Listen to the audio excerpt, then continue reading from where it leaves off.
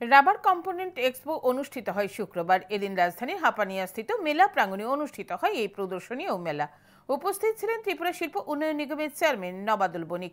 তিনি জানান, এই ধরনের প্রদর্শনীর মূল উদ্দেশ্য হল রাজ্যের রাবার চাষী ও বিনিয়োগকারীদের মধ্যে উৎসাহ বৃদ্ধি করা, যাতে করে তারা বিভিন্ন প্রোডাক্ট উৎপন্ন করতে উৎসাহী হয়। এতে রাজ্যে যেমন আর্থিক বিকাশ হবে, তেমনি কর্মসংস্থানেরও ব্যবস্থা হবে বলে অভিমত ব্যক্ত করেন তিনি। তিনি আরও বলেন, শেষ 5 বছরে ত্রিপুরা রাজ্যে অনেকগুলি ফ্যাক্টরি হয়েছে।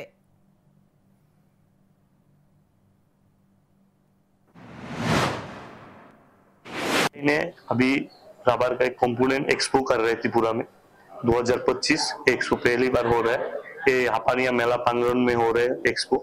इसका जो उद्देश्य है, यह का सिर्फ प्रदर्शनी नहीं है। इस उद्देश्य का मेन है जो यहाँ का जो लोकल फार्मर्स से लेके यहाँ का जो इन्वेस्टर बाहर से जो इन्वेस्टर आ रहे हैं, सबके साथ एक कम्युनिकेशन बनाना।